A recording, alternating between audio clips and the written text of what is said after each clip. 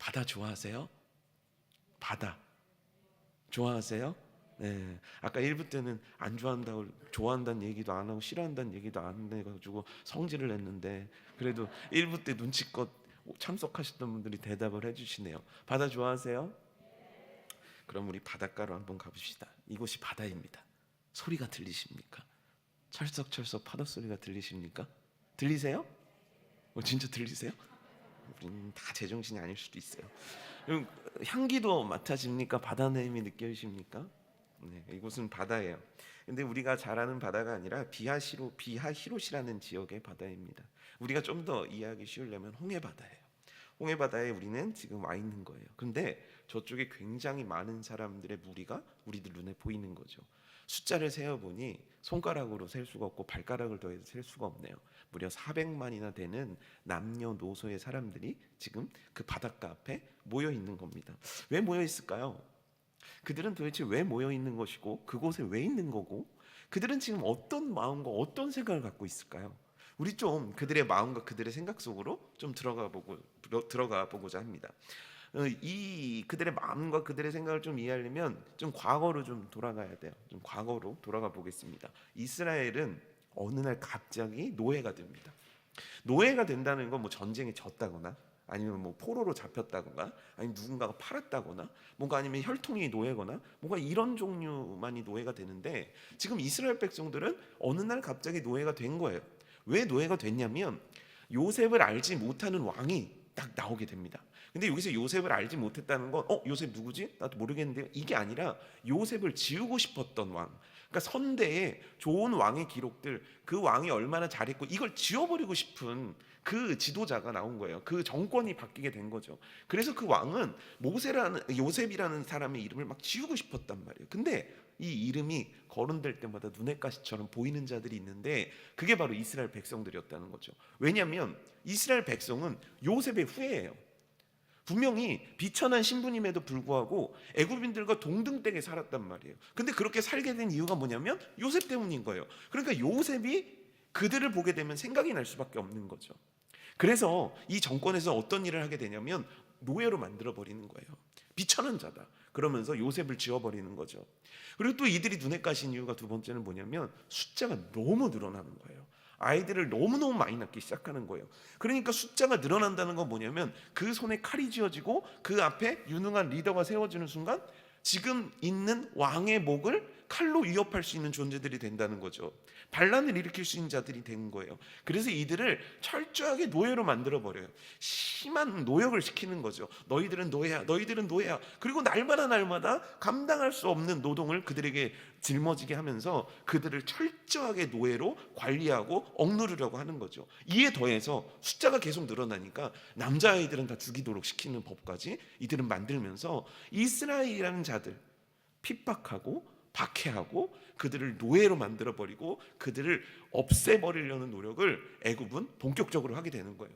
근데 아이러니하게도 이런 고통이 이스라엘에게 오니까 이스라엘은 비로소 하나님께 간구하기 시작하는 거죠. 그들은 언약을 기억해내요.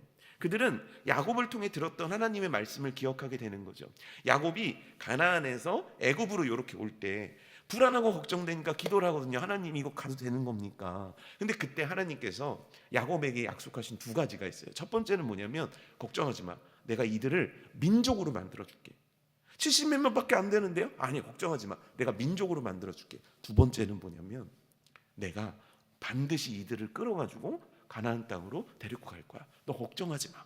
이 언약의 말씀들을 이스라엘 백성들이 비로소 기억해낸 거예요. 아니 그들은 알고 있었죠. 그런데 이게 절박한 기도 제목은 되지 않았단 말이에요. 왜냐하면 고센 땅, 지금 현재 이스라엘은 고센 땅이 있는데 고센 땅은 너무 좋은 땅이었거든요. 먹고 살기 너무 좋은 땅이어서 하나님의 약속 가나안 땅에 대한 사모함이 그렇게 막 차오르지 않았단 말이에요. 근데 그들에게 고통이 임하고 그들에게 어려움이 임하니까 가나안 땅에 대한 열망과 사모함이 막 이들 속에서 막 생겨나기 시작하는 거예요. 마음이 뜨거워지기 시작하는 거예요. 간절해지는 거예요. 왜냐하면 이대로 살 수 없으니까, 이렇게 살 수는 없으니까.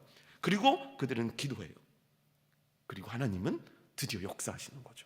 어떻게 해요? 모세라는 지도자를 보내셔서 10가지 재앙을 만드셔서 바로를 꺾어버리시고 드디어 출애굽하도록 하나님이 역사해 주시는 거예요.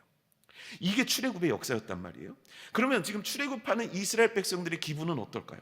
어떨 것 같으세요? 어느 것 같으세요? 이거겠죠. 이 단순한 것도 안 하신 여러분들은 도대체 어떻게 해야 되는 거예요? 난 도대체 어떻게 해야 되는 거예요? 어떻게 하면 더 열심히 하면 뭐 이거라도 하든가 뭐 둘 중에 하나 하겠죠. 아까 우리 전도위원회 그 찍는데 너무 권사님들 귀여우시지 않으세요? 어떤 분은 이렇게 하시고 어떤 분은 이렇게 하시고, 하여간 뭐든 쏘면 되는 거죠. 신났겠지 않아요? 너무 좋지 않았겠어요? 너무 황홀할 정도의 기분 아니었겠습니까? 왜냐하면 여러분, 이들이 기도가요 1, 2년 기도한 게 아니에요. 모세가 지도자가 되기까지 80년이 걸린 거잖아요. 그럼 최소한 80년에서 그 이상의 세월이 걸려서 하나님의 응답을 받은 거예요. 이해되십니까? 이 자유는 그냥 주어진 게 아니라 80년이 넘는 세월, 아니 아브라함 때면 수백 년의 세월 동안 기도하고 매달려서 얻어낸 하나님이 주신 응답이란 말이에요. 그래서 이들은 자유인이 됐다고요. 그래서 지금 출애굽하는 거예요. 누구한테 막 비굴하게 굴복해서 이게 아니라 당당하게 그 앞을 나가는 거예요. 근데 이들의 주머니는요 무거워요. 뭘로 무거워졌을까요? 각종 애굽에서 받은 금은보화로 무거워진 거예요. 노예가 무슨 돈이 있습니까? 노예가 얼마나 가난합니까? 근데 하나님은 이들에게 말씀하시거든요. 너네들 그냥 나오지 말고 가서 애굽 사람들한테 재물을 구해. 그럼 그들이 줄 거야.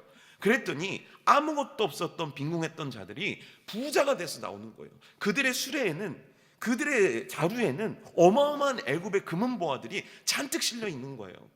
지금 그 자유의 발걸음뿐만 아니라 그 부유함뿐만 아니라 더 놀라운 건 뭐냐면 그 길은, 그 출발했던 첫 걸음은 어디로 이어지게 되냐면 가나안 땅으로 이어지는 거예요. 가나안 땅이 어떤 땅입니까? 하나님은 가나안 땅을 이스라엘 백성들에게 이렇게 소개해요. 젖과 꿀이 흐르는 땅이다. 근데 이들은 이미 젖과 꿀이 흐르는 땅과 같은 땅에 살고 있어요. 고센 땅이죠. 고센 땅은 얼마나 좋은지 요셉이 그래서 이들을, 이스라엘 백성들의 고센 땅을 준 거거든요. 그런데 고센 땅을 뛰어넘는 땅을 하나님이 주신다는 거예요. 그러니까 지금 출발한 이 한 걸음은 고센을 추월하는, 고센을 넘어서는 가나안이라는 어마어마한 축복된 땅으로 그들을 이끌어가는 거예요. 이것뿐입니까? 하나님의 말씀을 대언하는 모세가 그들을 이끌어요. 이것뿐입니까? 구름기둥과 불기둥이 그들을 이끌어요. 구름기둥과 불기둥이 그들을 지켜줘요. 보호해줘요. 모세가 이끌어요. 그들은 부유해요. 그들은 자유해요. 그들의 끝은, 그들의 시작은 노예였지만 그들의 끝은 이제 가나안 땅을 소유하는 어마어마한 민족이 되는 거예요. 그러니 여러분, 그들의 기분이 어떻겠습니까? 그들은 환희에 차지 않았겠습니까?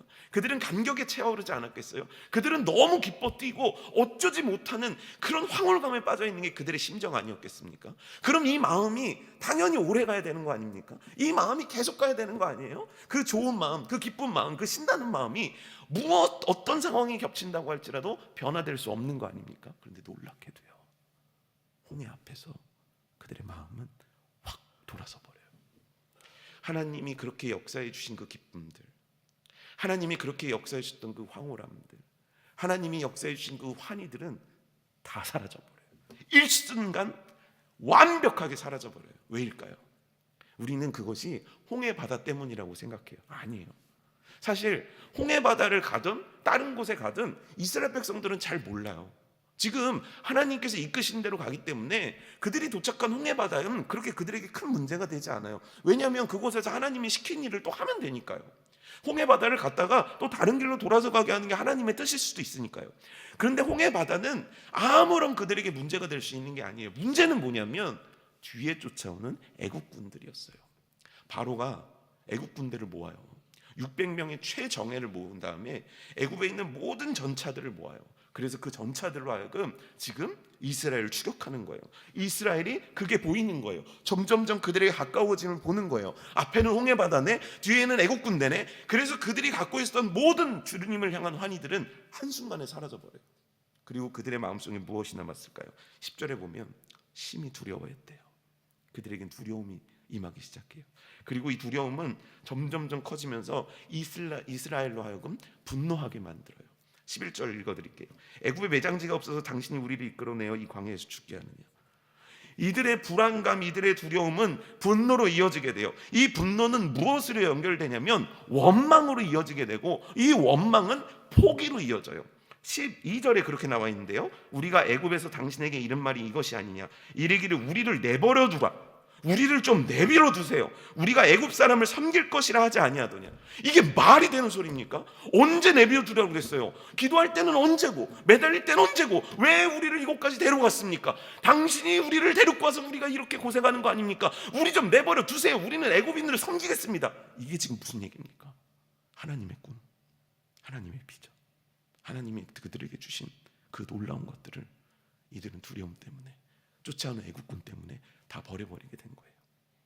그렇게 하나님이 역사하셨는데, 그렇게 말씀하셨는데, 아브라함부터 하나님이 역사하신 거를 꿰내자면 수도 없는 스토리와 수도 없는 이야기들이 나오는데, 이들은 앞은 홍해요, 뒤는 애굽을 만나는 순간 그 모든 감사와 감격은 다 휴지 쪼가리처럼 사라져버리고 그들에게 남은 건 두려움, 불평, 원망, 하나님께서 그들을 보내신 삶의 이유에 대한 포기로 이어졌다는 거예요. 여러분, 순간이에요. 순간, 한순간에 그렇게 된 거예요. 긴 시간이 아니에요. 근데 여러분, 묻고 싶어요. 이들이 이런 선택을 하게 된 건 하나님을 몰라서였을까요? 그 놀라운 하나님이 행하신 역사들을 다 까먹었었기 때문일까요? 모르긴 몰라도 그 순간 누군가한테 마이크를 대고서 물어본다면 10가지 재앙에 대해서 줄줄줄 얘기할 수 있었을 거예요. 왜요? 경험했던 거니까요. 아는 것들이니까요. 가서 물어보면 아브라함, 이삭, 야곱 하면 그 스토리들을 이들은 줄줄줄 얘기할 수 있었을 거예요. 왜죠? 왜 얘기할 수 있죠? 아니까요. 들었으니까요. 배웠으니까요. 내가 알고 있다니까요. 나는 하나님을 알고 있다니까요. 근데 하나님을 알기는 아는데 말이죠, 홍해하고 연결이 안 되는 거예요. 하나님을 알긴 아는데요, 애국군하고 연결이 안 되는 거예요. 여러분, 하나님 모르십니까? 여러분, 하나님에 대해서 전혀 모르십니까? 우리 알잖아요. 교회 10년, 20년, 30년 다니면서 하나님이 어떤 분이신지 모릅니까? 여러분들의 인생의 홍해 앞에서 인생의 애국군대를 만났을 때 이리 하지도 못하고 저리 하지도 못할 때 진짜 하나님을 몰라서입니까? 아니에요. 알잖아요. 주일학교 다니면 요한복음 3장 16절 줄줄줄 외우잖아요. 우리는 하나님 알고 있는 사람들이에요. 그런데 문제는 뭐냐면 오늘 하나님이 내 인생과 상관이 없어요. 이게 우리의 문제예요. 하나님을 모르는 게 아니라 그 아는 하나님이 내 삶과 아무 연결이 안 돼요. 그래서 오늘 나도 똑같은 거예요. 이스라엘 백성들만 이런 선택을 하는 게 아니에요. 나도 오늘은 원망하는 거죠. 나도 오늘에 대한 두려움에 불평을 쏟아내는 거죠. 나도 오늘의 어려움과 두려움 때문에 하나님은 나에 대한 계획 없어. 하나님이 나에게 무슨 이런 거 필요 없어. 그냥 먹고 사는데 충실할래. 그냥 하루 어떻게든 버텨나갈래. 우리도 그 선택을 한단 말이에요. 왜요? 아는데 연결이 안 되니까요. 아는데 오늘 하나님이 계신지 모르겠어요. 알고는 있는데 오늘 홍해바다에 하나님은 계십니까? 알고는 있는데 오늘 내 삶의 현장에 하나님은 계십니까? 대답해 보십시오. 하나님이 계시지 않는 것 같은 거예요. 그래서 이들의 결론이고 이들의 선택이에요. 하나님을 원망하고 하나님께 불평하고 하나님의 계획을 부정하는 포기 상태에 이르는 것, 그들의 선택이었다는 거예요. 그럼 이제 우리가 백성, 지금 우리 바닷가에 와 있는 거 아시죠? 난 너무 신기한 걸 보고 있어요. 여러분, 바닷가에서 자요. 어떻게 좀 이렇게 파도 쓰나미라도 한번 해야 잠이 깨나요? 저는 제가 여러분 생각보다 착한 사람입니다. 제가 생각보다 착해요. 생각을 잘 하셔야 되는데, 근데 제가 용서하지 못하는 게 있습니다. 제 설교 시간에 자는 거를 전 용서를 못합니다. 그러니까 왜 이렇게 길어지지? 바로 당신 때문인 거예요. 네. 나이가 많건 나이가 적건 전 제가 설교할 때 자는 거를 용납할 수가 없는 사람입니다. 지금 점점 열이 올라오고 있어요. 지금 바닷가에 얼마나 지금 까마귀래요. 그래서 뭐 바닷가에 갈매기가 끼룩끼룩 지금 얼마나 지금 스펙타클한 상황인데, 지금 여러분이 아니라고 이렇게 관심 없이 주무시면 어떡해요? 다시 바닷가로 가봅시다. 바닷가에서 우리는 400만의 사람들에게 시선을 뒀단 말이에요. 그들의 목소리를 들었어요. 그럼 이제 한 사람에게로 우리 시선을 좀 이동해 보죠. 그 한 사람은 누구일까요? 그 한 사람은 누구일까요? 모세예요. 모세에게로 시선을 옮겨보죠. 우리는 한 가지 착각하고 있는데, 모세는 이런 상황에 대해서 굉장히 담대하고, 모세는 이런 상황에 대해서 되게 태연하고 아무렇지도 않을 거라고 생각해요. 하지만 여러분, 절대 그렇지 않아요. 한번 생각해 보실래요? 지금 똑같이 홍해 앞에 있는 거예요. 똑같이 애국군이 오는 걸 보는 거예요. 그렇죠? 근데 모세는 그 애국군이 일으키는 먼지만 봐도 애국군들이 우리한테 어떻게 할지를 너무 잘 알아요. 왜죠? 그는 애국군을 지도했던 사람이잖아요. 그들의 위력에 대해서 어머 우리가 죽을 것 같아 라고 생각하는 이스라엘 백성들은 그것 때문에 괴로울지 몰라도 모세는 어떻게 죽을지에 대해서 아는 사람이라고요. 그들이 얼마나 우리를 잔혹하게 대할지, 그들이 얼마나 나를 잔혹하게 대할지, 그 폭풍과 같은 그 군세가 얼마나 강한지, 그들이 한번 휩쓸고 간 땅에 어떤 결과만 남았는지 모세는 누구보다 잘 알아요. 게다가 여러분, 지금 이스라엘 출애굽한 이스라엘은 이스라엘 백성만 100%가 아니에요. 주변에 중다한 잡족들도 같이 있어요. 그러니까 주변에 같이 노예로 있던 족속들도 여호와 하나님을 믿기로 하고 같이 나왔단 말이에요. 그럼 그들 입장에서는 모세라는 지도자를 언제든지 쳐서 없앨 수가 있어요. 모세가 인류 이끌었잖아, 모세 때문이잖아, 이렇게 해서 구테타나 반란을 일으키기에 충분하다고요. 그러니 여러분, 모세는 더 극심한 스트레스와 더 극심한 고통 가운데 지금 있는 거예요. 리더라는 자리에 대한 흔들림, 지금 이 민족을 이끌어야 된다는 책임감, 그 두려움, 그 압박감이 지금 현재 이스라엘 백성들이 느끼고 있는 것보다 훨씬 큰 거예요. 훨씬 두려운 거예요. 훨씬 갑갑한 거예요. 훨씬 막막한 거예요. 그런데 모세는 다른 말을 해요. 그 말이 뭐냐면 13절, 14절에 나와 있거든요. 13절, 14절을 다 읽으라고 하지 않아요. 전 친절하니까요. 요약해서 설명을 해드릴게요. 첫 번째 뭐냐면 하나님께서 오늘 너희를 위해서 구원을 행하시겠다는 거예요. 언제요? 하나님께서 언제 구원을 행하신대요? 언제요? 오늘 전반적으로 마음에 듭니다. 찬양대 아주 좋아요. 네, 오늘 1분단 언제요? 2분단 언제요? 3분단 언제요? 4분단 언제요? 네, 참 재미없죠. 주일학교는 막 목소리 경쟁이라도 하는데 이분들은 경쟁할 의지도 없고 그냥 따뜻한 그냥 공기에 그냥 이러다 안 돼요. 여러분, 안 돼요. 절대 그러면 안 돼요. 저 속상해요. 안 돼요. 하나님도 속상해하세요. 안 돼요. 오늘요. 다른 날이 아니에요. 내일 해줄게, 다음에 해줄게, 10년 있다 해줄게, 100년 있다 해줄게, 아니에요. 나는 오늘 너한테 이거 역사 행할 거야. 오늘이야. 여러분, 오늘이에요. 지금 모세는 그와 같이 얘기하는 거야. 오늘 하나님께서 구원을 행하실 거야. 그래서 그 결과 어떻게 될 거냐면 너희들이 봤던 이 애굽인들을 다시는 보지 못하도록 하나님이 역사하실 거야. 오늘 하나님께서 너희에게 구원을 행하신다는 거예요. 두 번째 말은 뭐냐면, 그러니까 두려워하지 말고 가만히 있어서 보라는 거예요. 뭐라고요? 어렵죠. 어떻게 이 머리로 사셨어요? 이 긴 인생을. 두려워하지 말고 가만히 있으래요. 뭐라고요? 쉬워요, 어려워요? 세상 쉬운 거죠.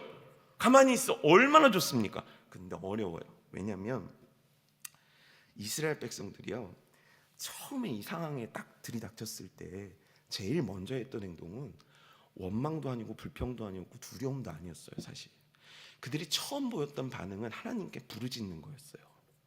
왜냐하면 아니까 하나님이 누구인지를 아니까 그들도 처음에는 부르짖었단 말이에요. 살려주세요 했단 말이에요. 원초적인 울부짖음 같은 거죠. 그런데 상황이 살려주세요 했는데 10절에 보면은 어떻게 상황이 됐냐면 점점점 뒤에 이른지라, 뒤에 온 것 같은 거예요. 근데 실제 뒤로 안 왔어요. 아직 더 있어야 돼요. 그런데 이들은 점점점 다가오는 거예요. 점점점 죽을 것 같은 거예요. 점점점 숨이 막히는 거예요. 그래서 분명히 처음엔 살려주세요 외쳤는데 그 살려주세요하고 원망과 불평으로 바뀐 거예요. 왜죠? 가만히 있기에는 상황이 너무 어려워요. 두려워하지 않기에는 상황이 너무 커요. 두려워하지 않고 가만히 있기에는 지금 이 상황에서 내가 할 수 있는 게 아무것도 없어요. 그래서 이스라엘 백성들은 가만히 있기가 너무 어려웠어요. 이 가만히 있는다는 말은 두 번째 뭐냐면 입을 다물라는 거거든요. 제발 좀 침묵해라, 이 뜻이에요. 그러니까 뭐냐면 지금 그들은 우리가 읽은 말씀 속에서 계속 불평과 불만과 원망과 하나님의 계획을 부정하는 얘기만 하거든요. 그때 하나님이 원하시는 말은 무엇이었겠습니까? 그러니까 너네들이 입 다물라는 거예요. 왜냐하면 믿음의 말을 해야 되는데 믿음의 말이 나오지 않거든요. 소망의 말이 나와야 되는데 소망의 말이 나오지 않거든요. 그들이 하는 얘기들은 다 악이고 죄뿐이거든요. 그러니까 입을 다물고 너네들은 지금 가만히 있어서 하나님의 구원을 보라는 거예요. 그런데 이게 이들에게 너무 어렵다는 증거는 뭐냐면 이들은 단 한순간도 하나님을 향한 소망과 믿음의 말을 단 한 번도 하지 않아요. 우리가 읽은 말씀들을 100번 보고 1000번 봐도 그들은 단 한마디도 하나님이 도와주실 거야 라는 얘기를 하지 않아요. 왜죠? 상황과 환경 속에서 그들이 주장할 수 있는 건 그것밖에 없거든요. 결국 너희들은 두려워하지 말고 가만히 있으라는 말은 이스라엘 백성들에게 너무 어려운 거예요. 사실 너무 쉬운데요. 근데 이 말을 한 사람이 누구예요 지금? 이 말을 한 사람이 누구예요? 두려워하지 말고 가만히 있으라. 지금 누가 한 말이에요? 모세가 한 말이잖아요. 목사님, 모세잖아요. 그렇죠? 모세니까요. 내가 모세면 나도 그렇게 얘기했을 거예요, 목사님. 하지만 모세와 저는 너무 레벨이 있잖아요. 모세는 모세인 거잖아요. 우린 이렇게 생각할 수 있어요. 왜냐하면 우리들이 갖고 있는 생각 속에 어떤 오해가 있냐면 모세는 알아. 모세는 일어날 일을 다 알고 있어. 아니, 하나님이 항상 말씀해 주셔서 움직이는 사람 아니에요. 그러니까 하나님이 모세에게도 얘기하셔서 모세가 이미 어떻게 되는지 다 아니까, 아니 앞으로 될 일을 아는데 그 얘기 누가 못하겠어, 이렇게 얘기하는 거죠. 모세는 아니까. 모세가 알까요? 아니요.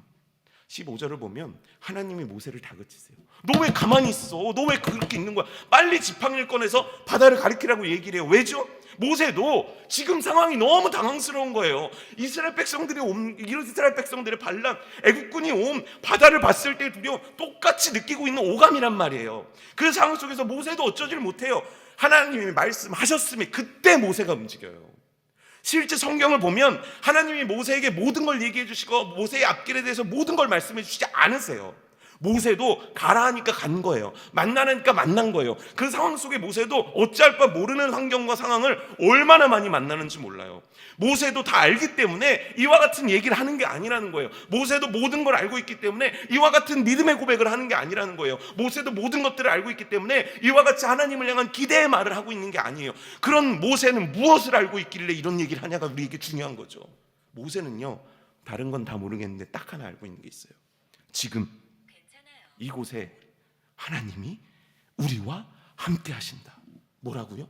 지금 이곳에 하나님이 우리와 함께 하신다. 지금 이곳에 하나님이 우리와 함께 하신다. 이거예요. 모세가 믿고 있는 건 이거예요. 모세가 기대하고 있는 건 이거예요. 하나님이 폭풍이든 홍해든 애국군 되건 백성들이 나를 죽이려 하건 하나님이 이곳에 우리와 함께 하신다는 거예요. 믿으십니까? 이게 믿어지십니까? 또 얘기하겠죠. 모세니까 그런 거 아니에요. 저도 손 넣었다가 목사님 문둥병이 됐다가 요 손 넣었다가 깨끗해지면 그럼 저도 모세와 같은 믿음의 사람이 되겠죠. 저도 지팡이 던졌는데 뱀으로 되고 진짜 그렇게 되면 모세처럼 믿겠죠. 정말 그럴까요? 정말 이스라엘 백성들과 모세의 믿음의 레벨 차이가 너무 컸기 때문에 모세는 그렇게 얘기할 수 있었고 백성들은 그와 같이 반응할 수 없었던 걸까요? 아니요. 제가 근거를 말씀드릴게요. 출애굽기 13장 21절에 22절에 보면 부름 기둥과 불 기둥이 나와요. 그래서 이거에 대해서 어떻게 얘기하시냐면 여호와께서 그들 앞에 가시며 낮에는 구름 기둥으로 그들의 길을 인도하시고 밤에는 불 기둥을 그들에게 비추사 낮이나 밤이나 진행하게 하시니 낮에는 구름 기둥 밤에는 불 기둥이 백성 앞에서 떠나지 아니하냐. 먼저 앞서서 이끌어 가시는데 떠나지 않는데요. 뭐가요? 구름 기둥과 불 기둥이에요. 그러면 지금 이스라엘 백성들이 낮인데 홍해에 있고 뒤에는 군사가 막 올 때 구름 기둥은 어디 있었을까요? 구름 기둥은 어디 있었을까요? 그들은 어떻게 홍해까지 온 걸까요? 그들은 어떤 그늘 아래 있는 걸까요? 여러분, 구름 기둥 거기 있어요. 그들은 구름 기둥이 가져다주는 시원한 바람과 그늘을 만끽하고 있어요. 그런데 놀라운 건 하나님이 임재하신 상징, 하나님이 우리와 함께 하시는 구름 기둥이 곁에 있는데 그곳에서 두려워하고 원망하고 불평해요. 그곳에서 오늘 하나님은 아무 능력이 없다 얘기예요. 그곳에서 오늘 하나님은 어떤 역사도 행할 수 있는 분이라고 고백하지 않아요. 오늘 그곳에서 그 전능하신 하나님을 믿지 않아요. 왜죠? 구름 기둥이 있는데요. 19절에 보면 이렇게 나와 있어요. 이스라엘 진압해 가던 하나님의 사자가 그들의 뒤로 옮겨가며 구름 기둥도 앞에서 그 뒤로 옮겨. 그때 비로소 애국군이 오니까 구름 기둥을 천사를 통해서 움직이셨다는 거거든요. 그럼 그동안 구름 기둥은 어디 있었냐면 이스라엘과 함께 있었어요. 없는 게 아니에요. 모르는 게 아니에요. 안 본 거죠. 저 멀리 연기를 일으키며 오는 애국 군대는 보여도 나에게 그늘을 주고 나에게 바람을 주는 구름 기둥은 느끼지 못해요. 홍해를 바라보면서 저걸 어떻게 건널까 걱정은 해도 나와 함께 하시는 하나님의 임재를 느끼지 못해요. 뭐가 문제죠? 여러분 묻고 싶습니다. 오늘 인생의 홍해바다를 만나신 여러분들이요, 오늘 인생의 애국군의 추격 때문에 애간장이 녹는 여러분들이요, 오늘 인생의 갖가지 어려움들과 슬픔과 고난 중과 잘 풀리지 않는 문제 때문에 마음 무거운 여러분들이요, 하나님은 어디에 계십니까? 하나님은 어디에 계십니까? 하나님은 어디에 계십니까? 하나님은 우리와 함께 하십니다. 하나님은 우리와 동행하고 계십니다. 하나님은 우리 가운데 일하기를 원하십니다. 하나님은 우리를 버리지 않아요. 절대 우리를 포기한 적도 없어요. 여러분들이나 저가 하나님을 포기한 적은 있죠. 여러분들이나 제가 하나님을 멀리하기 위해서 도망간 적 있죠. 하나님은 단 한순간도 여러분들을 포기한 적도 없고 버린 적도 없어요. 하나님 어디에 계십니까? 여러분들 인생 가운데 계십니까? 여러분들의 오늘 가운데 계십니까? 여러분들 오늘 가운데 역사할 수 있는 분이 하나님이신 걸 믿으십니까? 그 하나님을 찾고 계십니까? 그 하나님을 바라보고 계십니까? 그 하나님을 향한 마음이 있습니까? 아니면 너무 평온하셔서 아무 일도 없어서 아무 일도 없으니 하나님을 바라보지 못하시는 건 아닙니까? 하나님은 홍해 가운데 계셨어요. 모세는 대단해서 본 게 아니라 당연해서 보고 있었던 거예요. 홍해 바다를 생각하고 묵상할 때 떠오른 생각은 뭐냐면, 그 누구도 홍해 바다와 같은 오늘을 생각한 사람은 없었다는 거예요. 그렇죠? 아니 생각을 해보세요. 너무 기쁘고 막 부자가 됐고 막 옆집 부자 애국 아줌마가 준 막 목걸이 막 치렁치렁 24K가 비싼 거예요? 18K가 비싼 거예요? 뭐가 제일 비싼 거예요? 24K? 숫자가 높은 게 좋은 거예요? 24K 막 치렁치렁한 거, 체인으로 된 거, 막 목이 이 정도로 될 거 막 걸고 막 나오는데, 이제 가나안 땅을 소유한다는데 앞에 홍해가 있고 뒤에서 애국 군대가 쫓아올 걸 생각할 사람이 누가 있었겠습니까? 그런데 이곳은요, 이 오늘은 어쩌다 마주친 하루가 아니었어요. 우연하게 그냥 그런 일이 나에게 있었던 그런 날이 아니었어요. 그럼요, 하나님이 만드신 날이었어요. 하나님이 의도와 목적과 뜻이 있어서 계획하시고 만드신 날이었다는 거예요. 그걸 알 수 있는 근거가 2절 말씀이 있거든요. 이스라엘 자손에게 명령하여 돌이켜 바다와 믹돌 사이의 비하히롯 곧 바알스본 맞은편 바닷가에 장막을 치게 하라. 그러니까 뭐냐면 홍해에다가 장막을 치라는 거예요. 왜죠? 바로가 거기다 장막을 치면 바로가 생각할 거야. 저 바보들, 이스라엘 백성들은 저럴 줄 알았어. 뒤에 홍해 바다가 있으면 너네들은 고립된 거야. 너네는 갇힌 거야. 바로가 이렇게 생각할 거라는 거예요. 너네가 홍해 바다 앞에다가 진을 치면 반드시 바로는 그렇게 생각할 거고, 이 바로 마음속에 내가 그의 마음을 다시 한번 완악하게 할게. 그러면 그 신하들도 그 의견에 동의해서 너네들을 추격하러 올 거야. 이건 하나님의 계획과 하나님의 플랜이었다는 거예요. 하나님은 바로가 그렇게 할 걸 아시고 바로의 마음을 격동하셨고, 지금 이런 위기와 이런 어려움의 상황을 하나님께서 만드셨다는 거예요. 왜요? 왜 만드셨을까요? 31절에 보면 그 답이 나와 있는데, 이스라엘이 여호와께서 애굽 사람들에게 행하신 그 큰 능력을 보았으므로 백성이 여호와를 경외하며 여호와와 그 종 모세를 믿었더라. 하나님을 경외하게 하고 그 모세를 신뢰하도록 만들고자 했던 것이 하나님의 목적이었던 거예요.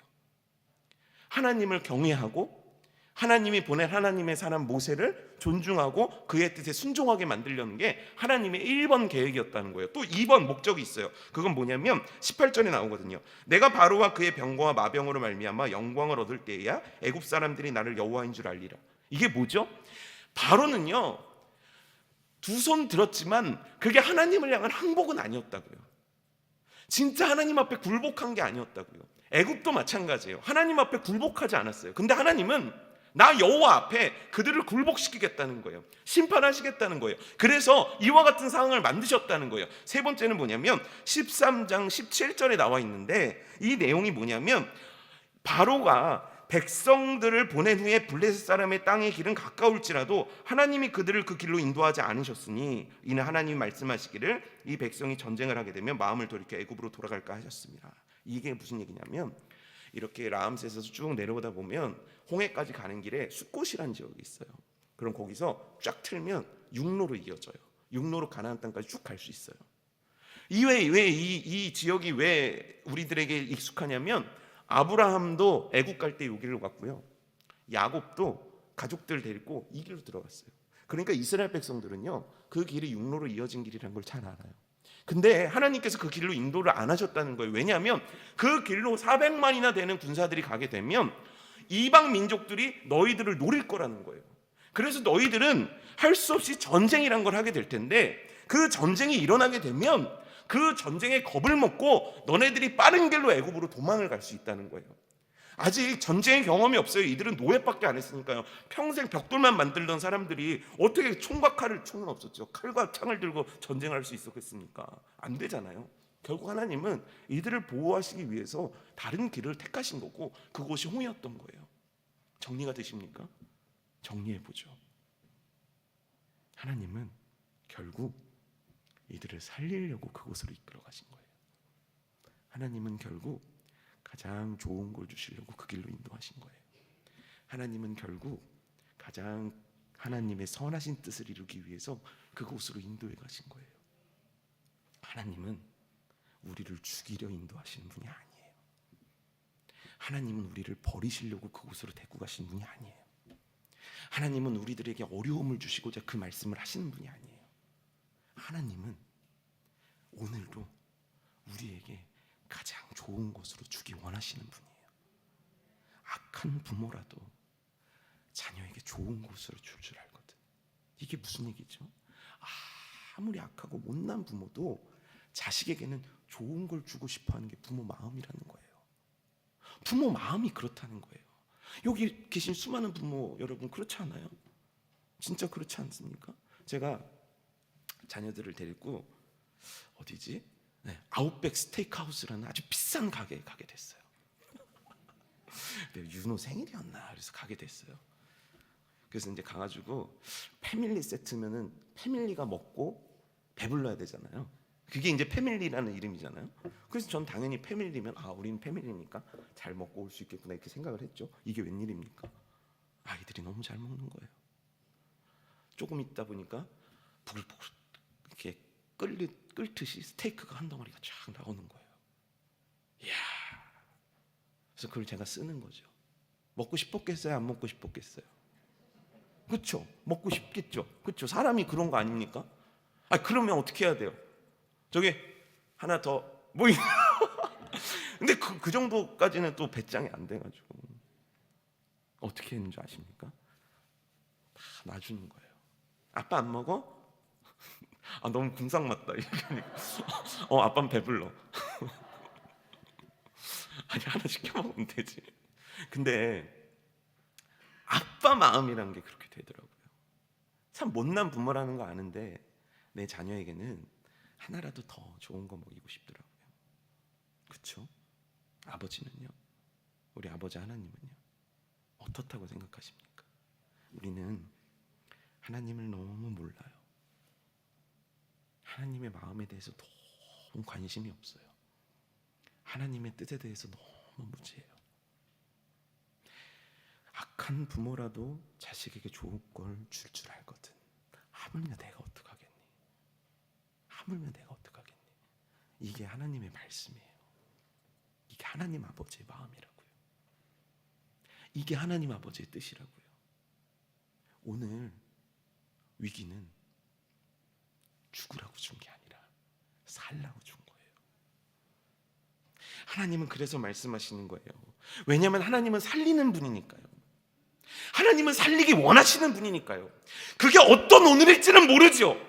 어떤 사람에게 몸이 너무 아파서 죽겠는 오늘일 수도 있고, 어떤 사람은 가난 때문에 비명 지르는 오늘일 수도 있고, 어떤 사람은 마음의 어려움 때문에, 어떤 사람은 응답되지 않는 것 때문에, 어떤 사람은 감정과 고통과 마음의 문제 때문에, 썩어가는 마음 때문에 오늘을 보내고 있을런지도 몰라요. 하지만 오늘을 향한 하나님의 뜻은 너무 분명합니다. 하나님은 오늘 당신을 살리고 싶어요. 하나님은 오늘 당신을 일으키고 싶어요. 하나님은 오늘 당신을 가장 좋은 하나님의 뜻으로 이끌기 원하신단 말이에요. 하나님은 이런 분이라고요. 이게 하나님에게 당연한 마음이라고요. 이 당연함을 인간인 나도 알고 이해하는데 어찌하여 우리는 당연한 아버지의 마음을 이도 무시하며 살아갈 수 있습니까? 하나님은 오늘 살리고 싶습니다. 죽어가십니까? 병들어 가십니까? 하나님은 오늘 당신을 살리고 싶습니다. 하나님은 살리고 싶어요. 하나님은 오늘 우리를 다시 일으켜서 주의 뜻 감당하는 자리로 가도록 만들고자 하시는 것이 하나님의 뜻이고, 나는 있고 나는 몰라도 나에게 주신 그 사명의 길, 그걸 이루도록 만드시는 분이 바로 나의 하나님입니다. 이분이 나의 아버지십니다. 이분이 나의 하나님입니다. 이분이 구름 기둥과 같이 오늘도 나와 함께 하시는 거예요. 이분이 오늘 우리를 통해 듣고 싶은 이야기가 있는 거예요. 여러분, 예수님의 제자들이 배를 타고 떠나요. 근데 그 배에는 예수님이 타 계셨어요. 근데 이게 웬일입니까? 예수님은 주무시고 계셨고 폭풍과 막 몰리치는 거예요. 배가 난리가 나는 거죠. 근데 놀라운 기적과 같은 장면이 있어요. 제자들 중 누구도 예수님을 깨우지 않았어요. 왜죠? 예수님이 일어나시면 폭풍우를 잠재울 수 있는데 왜 아무도 안 깨운 거죠? 예수님이 계신데요. 우리하고 너무 닮아 있는 거죠. 우리하고 너무 똑같은 거죠. 이스라엘 백성들하고 너무 똑같은 거죠.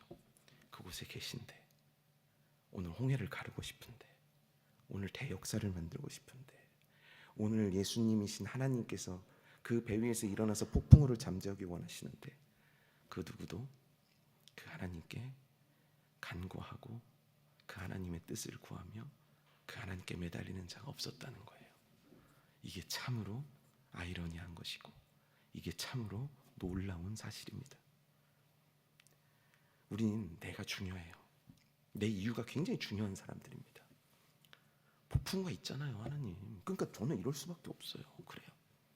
홍해가 있잖아요. 그러니 하나님, 전 이럴 수밖에 없어요. 아니, 뒤에서 애국 군대가 오잖아요. 그러니 전 이럴 수밖에 없어요. 그래요. 우린 이럴 수밖에 없다는 이야기들을 내세워요. 우린 그래서 이런 선택을 할 수밖에 없다는 걸 얘기해요. 그러니 하나님, 내가 당연히 원망하고 불평하고 하나님의 뜻을 저버리는 것 당연한 거 아니냐고 나 자신을 정당화시키죠.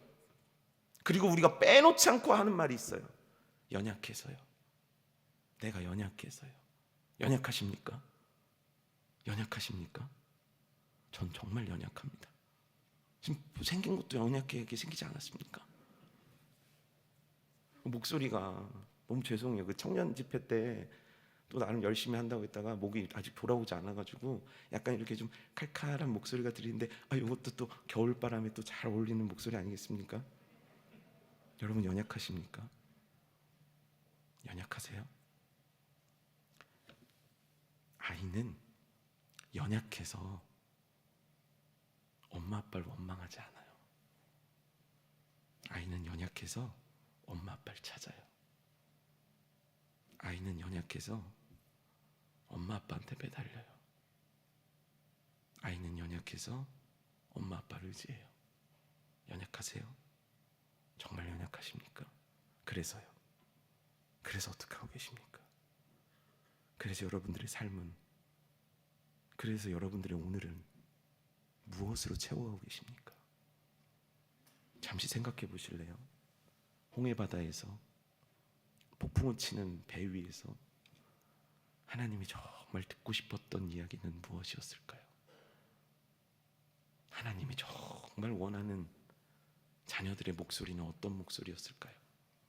오늘 하나님께서 여러분들의 인생에서 원하시는 목소리는 무엇일까요? 오늘 홍해와 애국 군대와 말할 수 없는 탄식과 애통 가운데 여러분들에게서 듣고 싶은 목소리는 과연 무엇일까요? 연약하십니까? 연약한 만큼 주님께로 달려드십시오. 연약하십니까? 연약한 만큼 주님께 애원해 보십시오. 연약하십니까? 해결이 안 됩니까? 그 연약함과 그 무기력과 무능력만큼 하나님을 의지해 보십시오. 그 현장이 하나님의 일하시는 그 현장이 될 줄 믿습니다. 그 삶의 오늘이 하나님의 홍해를 가르시는 그 기적의 날이 될 줄 믿습니다. 주님을 의지하십시오. 주님께로 들어오십시오. 우리의 아버지 되십니다. 우리 기도하겠습니다.